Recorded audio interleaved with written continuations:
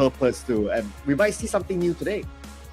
Yeah, we might see something new today. So, ladies and gentlemen, we get to see something new as we go into the draft. Ladies and gentlemen, it is RSGSG going up against RSGPH, the battle of the RSG, the battle of the better RSG. I don't know what to call them anymore, man. This is going to be exciting. Hope to see what are the changes that RSGSG was able to make in between MSC and well, apparently this tournament as well, because there's not a lot of time between for anybody to do any experimentation at all. Yes, time is really short, and by the time you know it, the next MPL season has already started. So that's another set of a good action there waiting for us, ladies and gentlemen. But between these two teams, of course, okay, RSGSG, definitely Diablo is going to be the highlight. For RSGPH, to keep your eye on players like, let's see, I would say Aqua.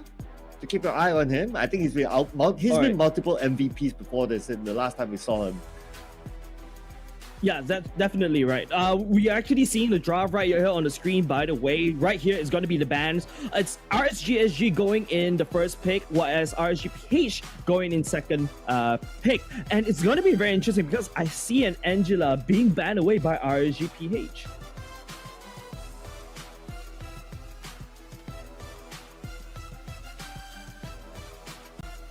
Okay. No worries. Let me just help you out just a little bit more, right? So RSGSG banning away the Arlot and then also bans away the Kadita. On the other hand, RSGPH, they go in to ban away the Badang. All right. So banning away the Badang, I mean, that is probably quite straightforward for this kind of matchup, and also expect maybe the Kali to be banned out at some point as well. Yeah, of course. Like now you gotta have to back the question, right? That's why RSGSG probably opted for first pick. It's there to kind of counteract the weaknesses of Diablo, right? So that's why I think RSGSG decides to go for the first pick instead. But of course, you know what? Now looking at the bans right here, there's a lot of things that are really wide open, right? You saw the Valentina, the potential Eve coming in, and don't forget this time around, it's instead of going to be Ara, it is Demon Kite back in the roster of RSGPH. Ah, yes. Now I do see it. Okay. Oh, all right, there we go. Yeah. Oh, okay. So, sorry, I saw the wrong one. Probably need some help there. Continue. All right, now there you go. You can, basically banned right here. RSGSG bans away the Fanny. So yeah, so pretty interesting, right? Now what happens is for the side of RSGPH, they committed 2 bans to take away Diablo once again. They practically canceled Diablo out. So what is RSGSG strategy to deal with this? Now going to first pick. First pick is going to be important. Do you pick Lucian Cutie's Kaja right off the bat? Because there's also an ever-looming threat of Joy. Said Joy. RSGSG picks that up. Oh, so Joy. Okay, this is a very different type of a pick, especially if Diablo is confirmed to be the one to play it, which I believe it should be the case. Joy has a lot of mobility as compared to, like, even if we talk about Badang, doesn't have this much mobility, and the way the playstyle of playing the Joy is going to be different in the sense that you want to focus on trying to cut ways, trying to just be annoying at the lane, while your other teammates try to pull away the opponent into somewhere else. But don't forget, Bray in MPO Singapore actually brought the Joy into the jungle before. Now, there's something pretty interesting coming out from the picks right here. RSGPH opting for the Valentina, opting for the Fredrin right off the bat. They're ignoring the Kaja, which is an obvious counter against RSGSG. So that's pretty interesting coming out from RSGPH. RSGSG right now, is Lucian Cutie gonna have to be forced to pick that Kaja just to protect that Joy? Yeah, probably. So the Kaja could be a case. That could be, I would say maybe, okay, Kaja, other than that, Minotaur has been one of his top picks as well, if not maybe the Kufra, but if he's able to get the Kaja, that would be awesome. But then again, if you want to play the Kaja, you got to play it in the fast pace, but looks like that's not going to be the case, it seems. Or he could still go for the second phase pick. So that could be a chance that it could be banned out. Yeah, but Cloudy, as the time goes on by, the ever-looming threat against RSGSG is there. But RSGSG, instead of going, they're ignoring the Kaja completely. They're hoping that they can burst the Kaja down and jump away. But there you go. RSGPH just snapped that out for free, right? So RSGSG needs to be wary about the Divine Judgment. You know what? It does feel like RSGPH is just like, okay, I'm just either going to pick or just ban out everything that you would possibly pick. It's like direct counterpick. Even like the Kufra ban as well. It's just to ban out Sniper Lucian ready. QT because it's Give me played a as target. before. Is banning. Since we do have the Yi, we do have the Valentina, so I would say that what next could be picked up by RSGPH could be Beatrix, because Oki has used that for quite a bit with a good success rate as well. Oki already has the Claude already set Oh, up yeah, for himself, right? And now that's why RSGSG is starting to pummel down and locking down the amount of marksmen in the pool, right? Leslie is already taken away. Definitely RSG right now lacking in the tankiness. That's why RSGPH starts to lock down Lucian QT's heroes, such as the Kaja is one of the things that he could play, and also the Kufra as well.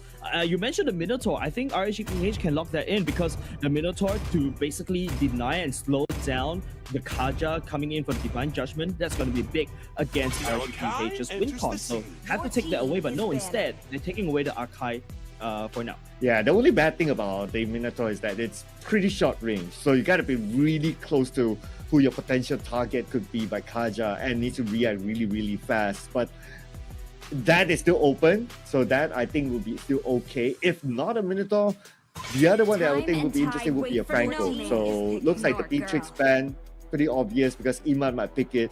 So I guess they're going to go for one tanky one. So I guess it's going to be either the Minotaur or the Franco. But between the both, I would say a Minotaur would be better because they could go for a group control. Can you imagine the real world manipulation comboed in with Minotaur who starts off the fight? It's perfect.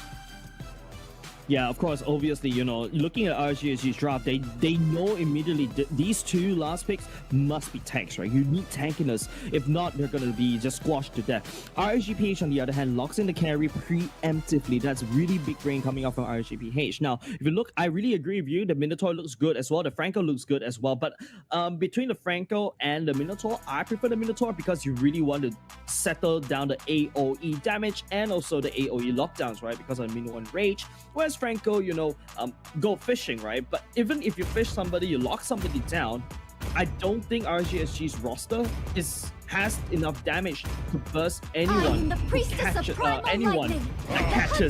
Franco catches. I was distracted by the phone right there, but he said no. It's an Edith, and that's going to be the Minotaur, as what you mentioned. Okay, so Minotaur. So I can see the combo right here. So Minotaur's going to start in, and then they're going to go in with the real world manipulation, and then we're going to see the blazing duet just to try to finish things off. But here's the hard part of execution, right? If you look at the lineup of RSGPH, at least the 4 heroes that they selected, all 4 of them can sidestep. So this is where, how are you going to catch them in a group? Or do you plan to just catch them one by one, which, well, you would use a lot of resources just to do that? I think that's the game plan for RSGSG, right? Like, RSGPH is playing this pick composition, whereas RSGSG is just going to go in this team fight composition, the heavy team fight composition, and now that's going to be Uranus locked in for the side of RSGPH. Looking at the roster of RSGSG, this is Diablo going into the Joy this time round. Bray, instead of going for the Joy jungle, is going to be going into the Edith jungle? Edith, ooh, okay.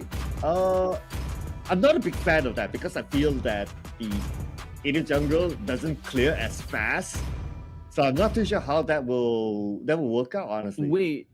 Yeah, Cloud, hold on a second. Before it actually changes, the drafting goes away, Demon Kai actually is holding on to the Kaja, no? Okay. Oh yeah. I don't know. Okay, I don't know what's going on right now. I've seen Fredrin mids before. It actually kind of works. But hey, RSGPSG and RSGPH, these sister organization, I think they're up to something, my dude. Oh yeah, absolutely. Like what we said right before the show started, we're just gonna come in. You know, we're probably gonna be surprised. Not too sure what to expect sometimes. But let's see as we head on to game number 1. Can't wait to see what's gonna happen here. Especially with Diablo playing the Joy, because I feel that the Joy, like what I say, is a very different type of hero as compared to what he has played before with the Khalid and the Badang that he has played really, really well. And maybe this time with the Joy, he's not going to join into team fights as much as he would have with Badang and Khalid. I feel like Joy, his playstyle will definitely go back into the flanking playstyle like he used to have, right? With the Raging Sandstorm. So it kind of reminds you a little bit about the Khalid kind of playstyle where you want to come in for flank. Same idea, the Joy wants to come in for the flank. But the difference between the Joy and the Khalid is that Joy doesn't really have a strong early game to 1v1 somebody, and you don't really have a very strong sustain as compared to the Khalid. So you need a little bit more protection then. So it'll be interesting to see. Maybe Minotaur might be babysitting him until a certain level, maybe at least until level 4 or level 5 until it lets him go. But they need to be careful of RSGPH that has a decent amount of mobility to try to pick off during the laning phase. So I guess it's a lot of protection needed for Diablo then. Yeah, and not only just that, right? There's a lot of tankiness in the side of RSGPH's roster as well. Because, like, you saw Uranus, and all of a sudden, you gotta have to think about the lane matchup, right? Between the XP laners and the gold laners. Gold laners definitely carry going up against a Claude. Carry does have the lane priority, whereas on the other side, the XP lane, right? I believe that's gonna be a Uranus going up against a Joy. I think the Uranus will start cutting waves, and the Joy can't do anything. The Uranus has a better clear as compared to the Joy, so that's something that I feel RSGSG needs to look out for. They have two side lanes that are weak. They need to play around the mid. They need to play around Bray's Edith jungle. How do you play around the Edith jungle? Yeah, not too sure about that though. I mean, oh no, I don't see oh that. no, it's going to be Diablo. Okay, so it's going to be Diablo going back into the Edith and then Break Joy. Okay, now we're on the right track. Okay, then this makes sense. All right, so we're gonna see for the first time, at least in competitive scene, that Diablo is going to play the Edith, and I think that's going to be a pretty straightforward role for him because it's going to be pretty similar like how a Badang plays. Be together with your team, try to open up some fights, and well, he's the Edith, so he can still take a decent amount of damage.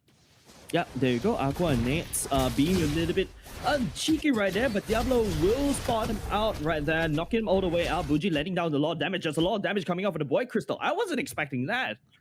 Wow, that's a very early game aggression there. But on top, so we have Oki and Iman 1v1. This should be Iman advantage because Iman can really spam those abilities onto Oki. So now Oki will be pushed back. But look at who's behind him. A Fedrin. Demon Kite is there. They can sandwich him.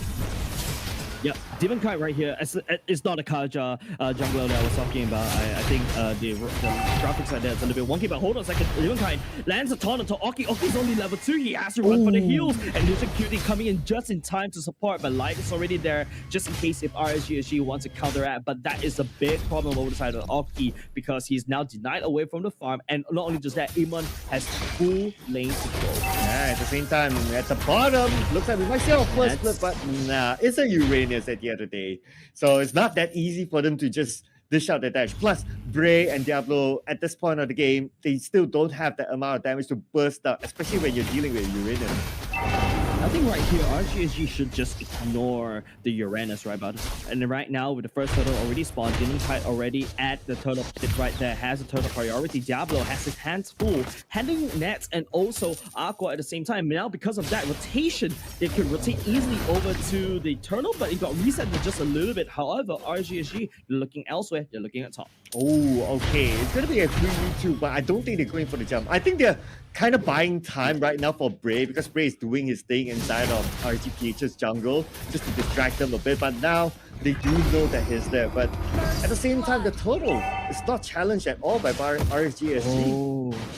Oh, the other side of the screen, you thought that you said that Bray wanted to do something elsewhere on the map, right? He missed the turtle. He tried to counter the jungle, but he lost that fight. He wasn't able to assassinate Eman, and Eman gets to walk free, giving the kill over to this carry that scaled tremendously against Diablo, which is going to be very tanky. Lucian Kitty is also going to be tanky as well. So RSGPH right now has a solid lead in the gold lane, and because of that, after taking the turtle, they rotate over, and they know Bray is not there. Light's already starting up. Purple buff already stolen by Demon Kite. Oh, and look at the bottom lane as well. Look at what's happening there. 2 onto Nats. They're taking a lot of time. They're using a lot of resources. And Nats is just doing what Uranus does, just cutting off waves, and there's almost nothing that RSGSG can do at this point. You know what, Cloud? If I play a ranking with a Uranus, and the Uranus is actually just staying in his own lane, he's out of position. That's being in the enemy territory is a Uranus in position, and that's exactly what RSGPH wants to do. See, starts cutting the waves, creating a lot of pressure down bot, and all of a sudden maybe they could just also choke out the mid. If they take away, if he starts taking 2 lanes, mid lane, Aqua will have free reign. Hold on a second, mid lane, Light, drags Bougie, that's gonna be another kill, given over the side of RSGPH. Aqua picks up the clock, he's gonna scale. I mean, pretty straightforward, right? Like you flicker in, and then you pull one out. Wow, and he had his teammates together with him, so it was all part of the plan for RSGPH. Wow, just again, look at the position of Nats. What are you going to do about this? It's to the point that RSGSG just totally ignores it. Yeah, RSGSG couldn't do anything. They know that, Nats know that he doesn't really, RSGSG doesn't really have the damage to deal with him, right? Like, Oki is struggling in lane, Nats just immediately cuts 2 lanes, and this also, like I said, free ups Aqua, and now, because of that, RSGP's rotation is going to mess up RSGSG's draft, right? Now, with the second turtle already up, Demon Kite once again being on duty right here. If you look at the position of Gray, I don't think he's in a ready position, but Lucian QT jumping onto will be able to find Nats right here. Diablo a little bit of spot of trouble. Aqua and Light trailing in just a little bit. Ionic Edge slowing down Diablo. Diablo needs to trigger the ultimate right here, right now. If not, he's gonna get busted down. But look at that, the Demon Kite working on the turtle. Lucian QT jumping a little bit low. Gray trying to look for the assassination, but he gets suppressed by Light instead. He gets dragged away, but unfortunately, Bray still walks away with the turtle. Well, somehow Bray still managed to do it, but now everyone's onto Nats, but it's not target that they would want.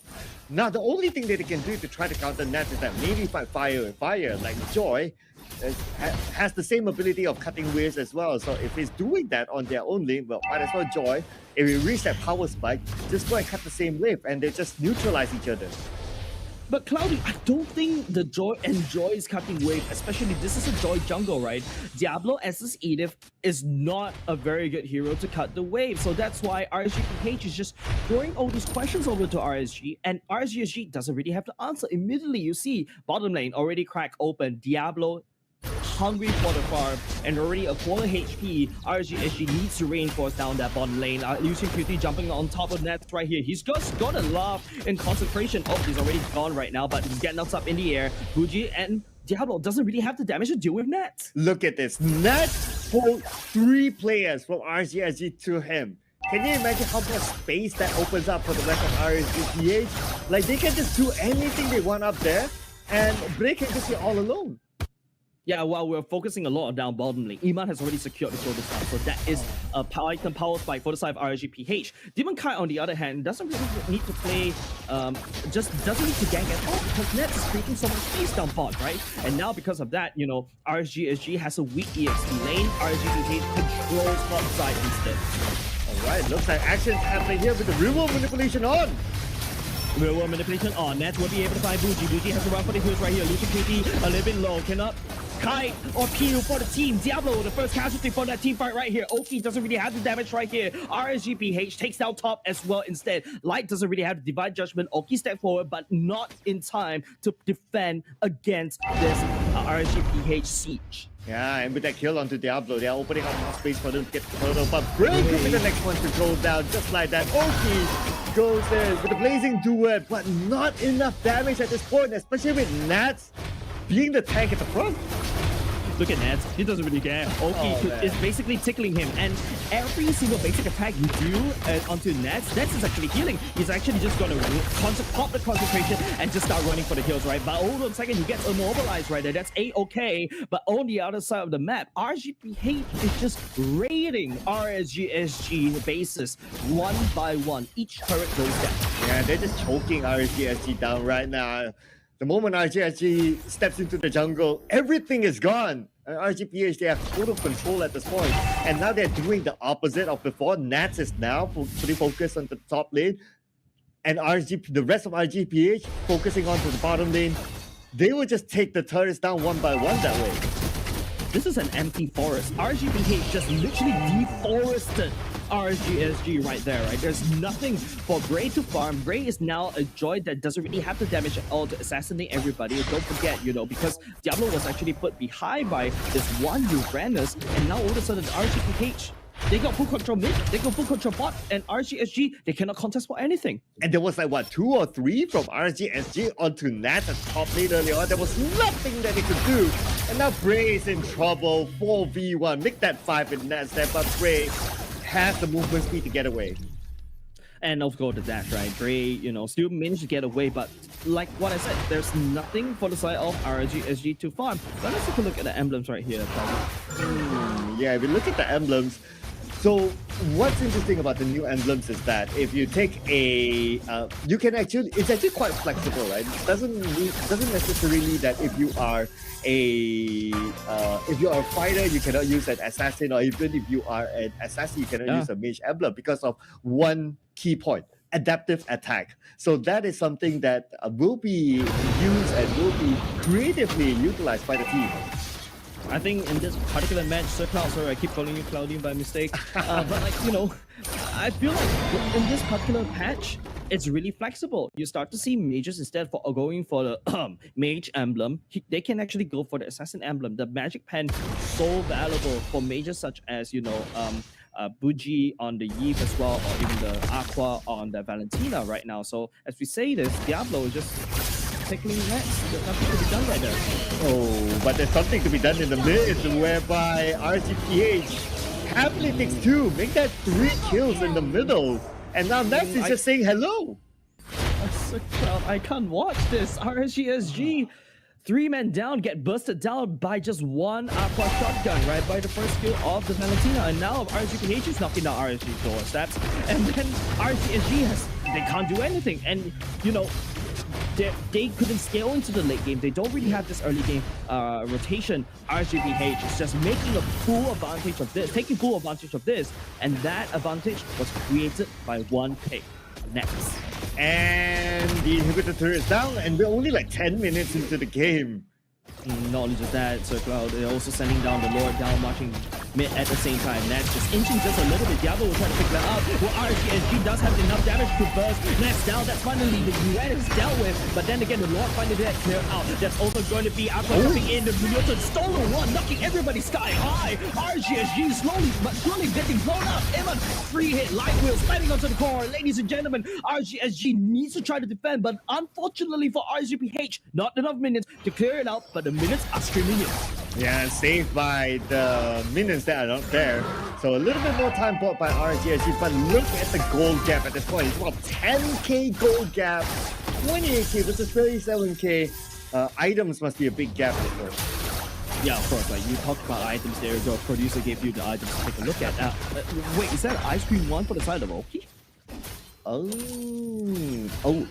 it is. And okay, I'm just looking for seeing anything unusual. I think it's pretty much straightforward for all these items. But if we just look at the gap of items, it's about a gap of maybe 40% between the two of these teams when it comes to the build.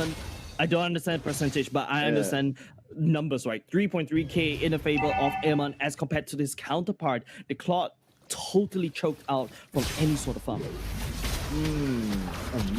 And at this time as well, if you look at the items that Lucent QT has, he only has like what, only one item build, and that's definitely not going to be enough. Oh, light goes kidnapping. That's going to be Lucent QT get busted down. Real world motivation laying down by Buji. Finally, Nats still get taken down by Oki, finding the damage finally. But then again, trading one row for one EXP laner, but RSGPH still has 2 open base against RSGHG. Aqua right here looking for some pickup right there. Unfortunately, won't be able to do anything. RSGPH biding time. They can just go for the Lord in the next 20 seconds. Yeah, and I guess that's why it doesn't matter that to RSGPH that Lucent QT becomes the first target, because he only has one dominance ice and nothing else. So he'll be easily melted down by RSGPH. Hence, he will be the first target, and it will be okay for him despite being a tank.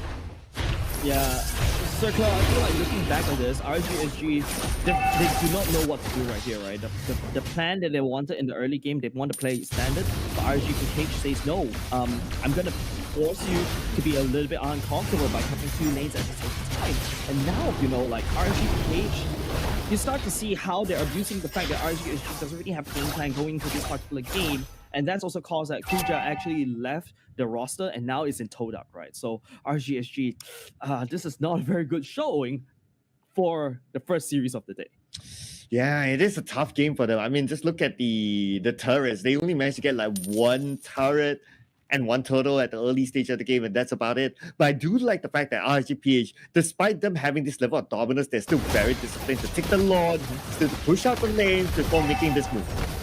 Oh, Diablo gets knocked up, taunted right here. Demon Kite, ooh, Diablo gets us down, no way. Gray coming in for the flank at the same time, trying to make something to work. But Aqua does have the Minor with Flurry, ready to go. But going ham with the light wheels. Fuji goes into Winter Chunky at the same time. Oki landing down, blazing away, trying to find Knights in the knockout. Aqua delivers the sky-high knockout ball onto RSGSG. And now RSGPH takes down game number 1, and they will take away this core. I mean, this was pretty much dominance from start to the end, and if we talk about from the starting dominance, it is really nice. The Uranus, annoying. So the fact that RSGSG still put attention to it, and they cannot just let it go anyway. Right? They said like at some point 2 or even 3 players down to the bottom lane, and that opened up so much space for the rest of RSGPH to play with at the top lane. RSGSG just doesn't have an answer to that Uranus, right?